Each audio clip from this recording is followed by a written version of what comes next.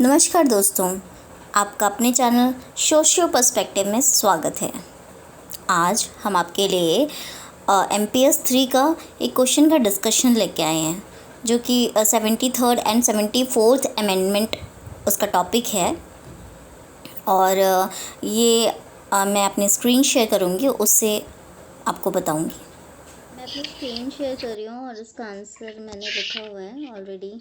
Compare question जो assignment में था वो compare the main provisions of 73rd and 74th constitutional amendment. तो क्वेश्चन कुछ भी हो, 73rd 74th कॉन्स्टिट्यूशनल अमेंडमेंट या फिर 3 टायर स्ट्रक्चर, तो ये सबका मतलब यही है। और यहाँ पे इस क्वेश्चन में क्या था कि कॉन्स्टिट्यूशन में 73rd और 74th अमेंडमेंट होता है 1992 में, जिसमें एक 3 tier system of panchayat at village level और अर्बन लेवल पे म्यूनिसिपैलिटी का गठन होता है। तो बनते फॉर्मेशन होता है, जिससे कि मतलब जो आप कह सकते हैं जो एडमिनिस्ट्रेटिव वर्क है वो अच्छे से हो पाए, इसलिए ग्राउंड लेवल भी बहुत अच्छे से कैप्चर हो पाए, इसलिए ये 3 tier system of panchayat village level पे और इंटरमीडिएट एंड डिस्ट्रिक्ट लेवल पे बनता है। और शहरों में भी जैसे आप म्यूनिसिपैलिटी देखते हैं तो ये इसी क्रम में ही बनता है। तो अमेंडमेंट ये कहता है कि जो पहली बात तो 73rd अमेंडमेंट 24 अप्रैल 1993 में आता है, और 74th जो है वो 1 जून 1993 में मतलब अप्लाई होता है मेनली। और जो 73rd अमेंडमेंट है वो गांव के लेवल पे ग्राम पंचायत लेवल पे फॉर्मलाइज होता है, और जो 74th है वो शहरों के लिए होता है, मतलब म्यूनिसिपैलिटी लेवल पे इसका या कह सकते हैं होता है। और इसमें ये इसलिए आया था बेसिकली डिसेंट्रलाइजेशन करने के लिए, कि हर एक जो बॉडी है, चाहे वो गांव में हो चाहे वो शहरों में हो, तो डिसेंट्रलाइज सबका अपना अपना काम बांट देंगे, तो वो जो वर्क है वो अच्छे से हो पाएगा, चैनलाइज हो पाएगा। तो इसलिए ये अमेंडमेंट किया जाता है, ठीक है। और ये कॉन्स्टिट्यूशन में 9th पार्ट 9 में है, और जिसका टाइटल है द पंचायत्स। और आर्टिकल इसके अंडर में है 243 से 243O, 73rd अमेंडमेंट जो विलेज लेवल पे हो रहा है। और जो 74th अमेंडमेंट है वो म्यूनिसिपैलिटी लेवल पे हो रहा है, तो उसका जो वो 9th A है।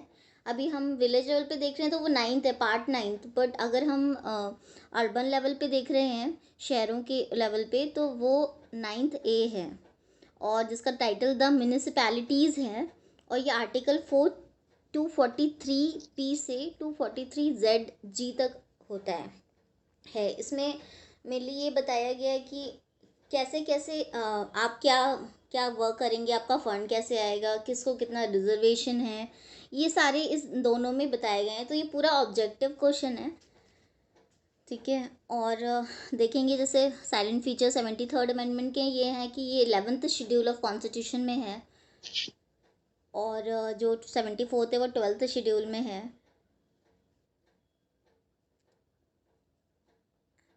ओके।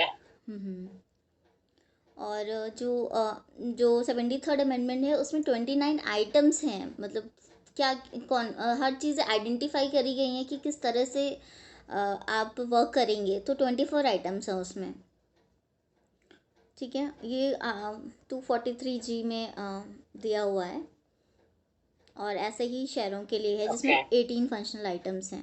तो ये तो स्ट्रक्चर हो गया इनका। अब इसके बाद कंपेयर करेंगे इसमें क्या क्या हो रहा है ना। तो फर्स्ट 73rd जो है अमेंडमेंट, जो कि विलेज लेवल पे हो रहा है, तो वो ऑफर कर रहा है detail list of functions to be carry out mean of PRA। Panchayati Raj institutions बनते हैं विलेज लेवल पे, ठीक है। तो वहाँ पे 3 टायर स्ट्रक्चर होता है, जिसमें एक गांव का ग्राम पंचायत, ठीक है, फिर इंटरमीडिएट होता है, फिर डिस्ट्रिक्ट लेवल पे एक बनता है, बॉडी बनती है, ठीक है, जो कि गवर्न करती है पूरे सिस्टम को। ओके। और ये जो बन रहा है जो ग्राम पंचायत है या डिस्ट्रिक्ट लेवल पे जो बॉडी बन रही है, ये बेस्ड ऑन पॉपुलेशन बनती है,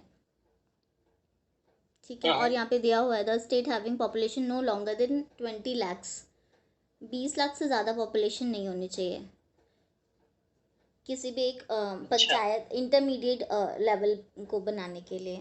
तो इस तरह से अलग अलग उसके वो भी हैं, पॉइंट्स हैं कि ये है। और ऐसे अर्बन लेवल पे भी सेम ULG बन रहा है, अर्बन लोकल गवर्नमेंट है, जो ULB कभी कभी लिखा रहता है, अर्बन लोकल बॉडी भी लिखी रहती है। तो ये दो टर्म हाँ यूज़ होते हैं, ठीक है। वहाँ पे भी ऐसे सेम वर्क होता है।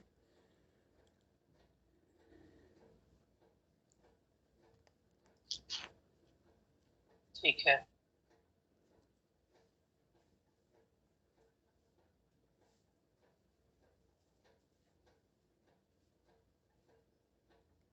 और यहाँ जो विलेज लेवल पे है, वहाँ पे क्या होता है, जो इलेक्शंस होते हैं वो डायरेक्ट होते हैं। जैसे कि हाँ हम PM के इलेक्शंस हो रहे, सेम हम वोट देते हैं, वैसे ही विलेज लेवल पे भी जो ग्राम प्रधान होता है उसके इलेक्शन भी सेम इसी प्रोसेस में होते हैं। तो गांव के जो पर्टिकुलर ग्राम सभा में जितने लोग आ रहे हैं वो सारे वोट करने के लिए एलिजिबल होते हैं, जिनका भी लिस्ट में नाम होता है। तो सेम प्रोसेस होता है, इलेक्शन का डायरेक्ट होते हैं। और ऐसे ही इंटरमीडिएट लेवल पे भी होते हैं, और सेम डिस्ट्रिक्ट लेवल पे भी इलेक्शंस होते हैं चेयरमैन पोस्ट के लिए। ओके।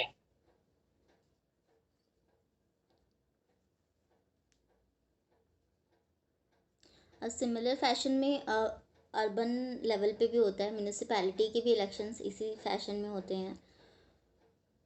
तो कोई डिफरेंस नहीं है इलेक्शन में। ओके। हम्म।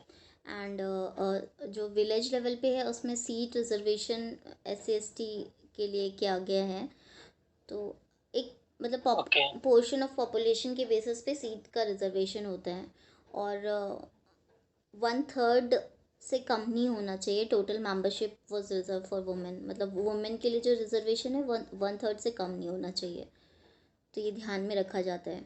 और एलोकेशन जैसे जो रिजर्वेशन का जो कंसेप्ट है यहाँ पे, जो हेड बन रहा है उसके लिए है। तो हर बार सीट्स भी चेंज होती हैं, रोटेट होती हैं, मतलब हमेशा आप ये कहें कि एक अनरिजर्व्ड कैंडिडेट ही फाइट करेगा किसी एक पर्टिकुलर्स में, तो ऐसा नहीं होता है। हर बार वो स्विच ऑन होती हैं, चेंज होती रहती हैं। लाइक कभी ओके। SC की सीट आएगी तो कभी महिला होगी। तो जब सिर्फ वुमेन की सीट होगी तो उसमें मेल नहीं फाइट कर सकते। एंड इफ़ सीट जनरल है तो उसमें मेल फीमेल कास्ट कोई मैटर नहीं करता, जनरल में सभी फाइट कर सकते हैं उस सीट पे। ओके। तो ये है यहाँ पे। इसमें OBC का नहीं है, सिर्फ SC ST का है, OBC का भी है। ये तो SC ST के लिए स्पेसिफिक है और सभी के लिए है रिजर्वेशन तो। बट ये वुमेन्स का स्पेसिफाई किया गया कि 1/3 वुमेन ही रहेंगी टोटल मेंबरशिप के। ओके। हाँ जी। ओके।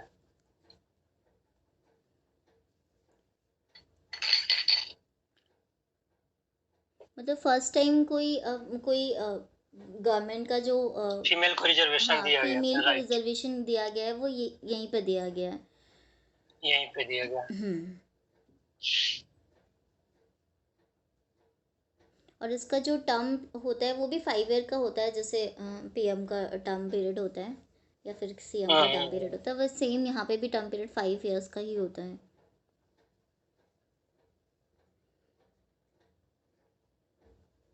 इसी को देखते हुए इसलिए लोकसभा में भी, विधानसभा में भी हम्म। अब मांगे हो रही है।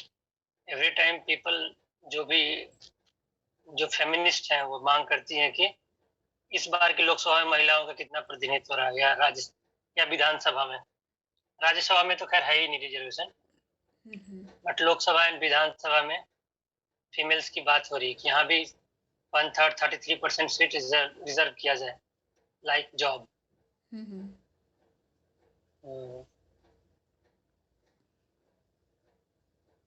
बहुत पेंडिंग, कई सालों से ही पेंडिंग चल रहा है फॉर लोकसभा।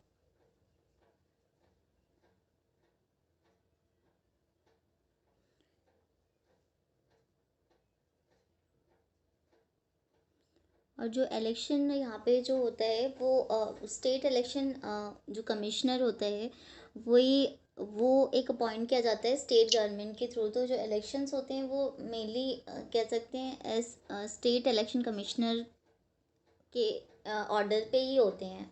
मतलब वो डिसाइड करता है कि कब कैसे होना है, कौन सी जैसे उसमें ग्राम नेशनल पंचायत वाले डिसाइड होते हैं, इसमें स्टेट वाले होते हैं, यही स्टेट। है बस।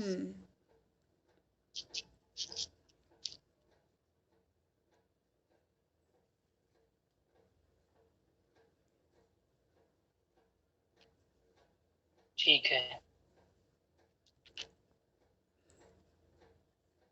और यहाँ पे जो फंडिंग होती है वो स्टेट फिनेंस कमीशन जो है वो फंड करता है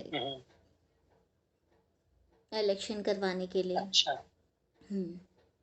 हम्म। तो जितना वो फंड नहीं करता है गरिमा। हाँ जी। हेलो। हाँ जी जी। स्टेट फाइनेंस कमीशन जो है वो रिसोर्स डिस्ट्रीब्यूशन के लिए रिकमेंडेशंस देते हैं अपने।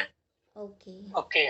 ओके। कैसे पंचायती राज इंस्टीट्यूशंस को स्मूथली फंक्शन कराया जा सके और उसके लिए क्या क्या फाइनेंशियल अरेंजमेंट्स किया जा सकता है, तो वो स्टेट गवर्नमेंट को रिकमेंड करता है। जैसे कि नेशनल फाइनेंस कमीशन होता है, वो सिर्फ रिसोर्स डिस्ट्रीब्यूशन के लिए बनाया जाता है।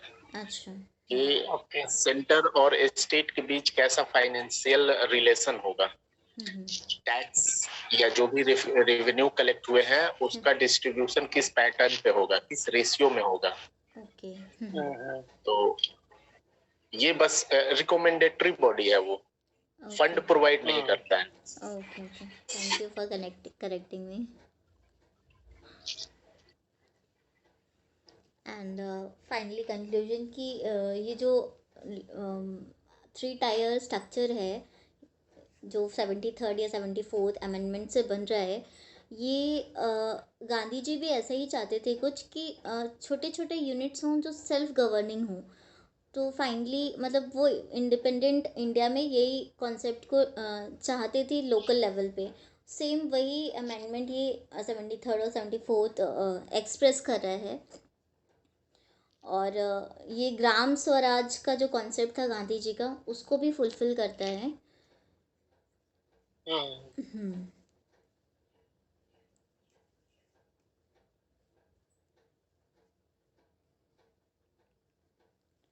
क्योंकि यहाँ पे रिजर्वेशन वुमेंस के रिजर्वेशन की भी बात करी गई है, और जो पर्टिकुलर कास्ट के बेसिस पे रिजर्वेशन है उसकी भी बात करी गई है, और गांव के लेवल की बात करी गई है, और डिसेंट्रलाइजेशन की बात करी गई है कि सबको अलग अलग पावर्स हैं, तो पावर डिस्ट्रीब्यूशन का भी कॉन्सेप्ट है यहाँ पे।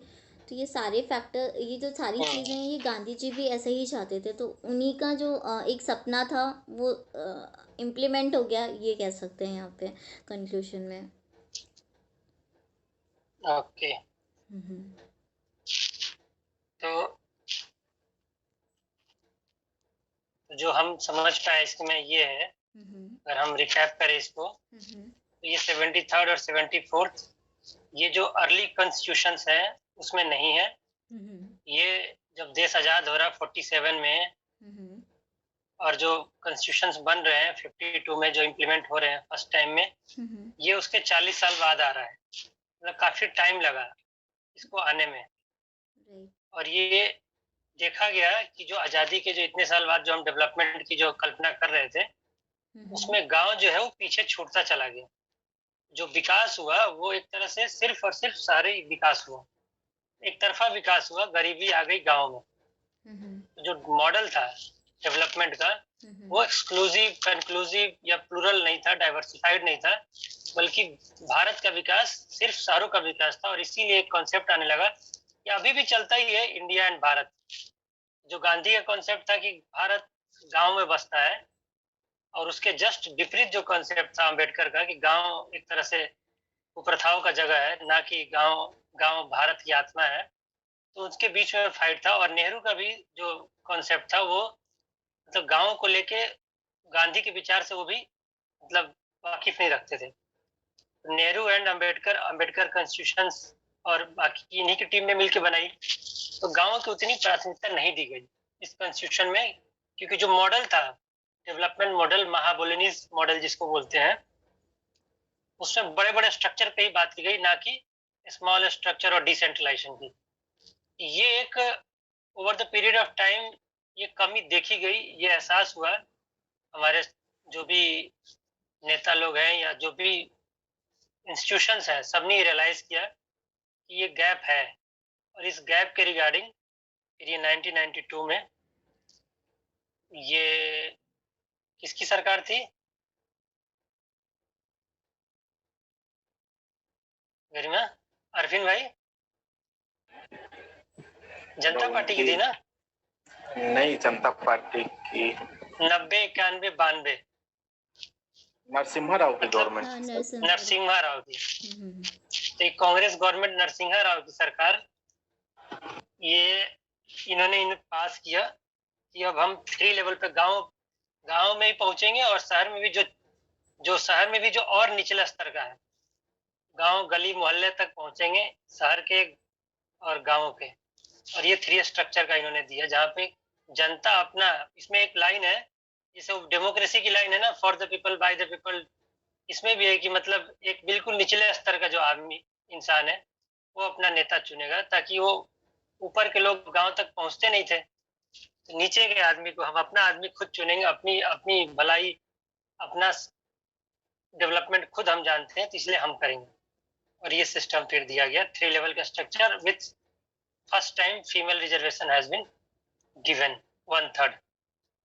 और उसमें फिर आपने जैसा बताया कि ये गांधी का सपना था जो कि बीच में मिस हुआ था, और ये फिर बाद में रियलाइज हुआ।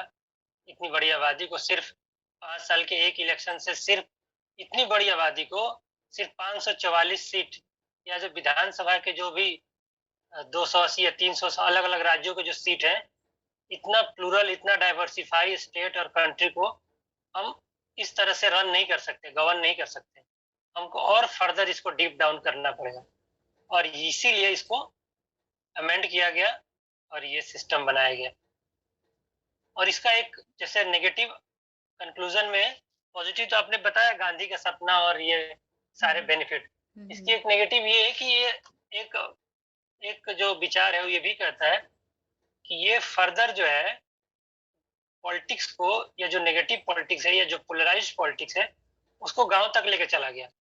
और अब गांव के एक एक घर टोला मोहल्ले में राजनीति हो रही है, लोग आपस में मतलब भिड़ रहे हैं। और इवन कई बार इलेक्शंस में देखा जाता है कि जो लोकल लेवल की जो इलेक्शन है उसमें ज्यादा वायलेंस होता है रादर देन स्टेट या नेशनल लेवल की इलेक्शन में। ये भी इसका एक एस्पेक्ट है कि पोलराइज होते जा रही सोसाइटी, और वायलेंस भी रिपोर्ट हो रहे हैं पंचायत लेवल के इलेक्शंस में, और ज्यादा वायलेंस रिपोर्ट हो रहे हैं in comparison to state and national level के। एक और पॉइंट जैसे मेरे को समझ आ रहा है, तो एक पॉइंट ये भी कि जो इलेक्टोरल मतलब हमें जो वोट देने का राइट है, तो अभी तक हर जगह, मतलब अगर हम ऐसे देखें पीएम या सीएम के इलेक्शंस होते हैं तो बहुत बल्क में वो चीज़ें पहुंचती नहीं है गाँव लेवल तक। तो वो भी एक मतलब एक डिसेंट्रलाइज करने से हर एक इंसान जानेगा कि मेरा ये राइट है, और इस राइट को यूज़ करके मैं फाइनली अपनी डेवलपमेंट की बात कर सकता हूँ। मतलब एक इंडिविजुअल भी पार्टिसिपेट करेगा और गांव लेवल पे भी, तो सबकी इम्पोर्टेंस को बढ़ाएगा वो। धन्यवाद दोस्तों, आप कमेंट करके ज़रूर बताइएगा कि ये वीडियो आपको कैसा लगा, और हमारे चैनल को लाइक, शेयर, सब्सक्राइब करना बिल्कुल मत भूलिएगा।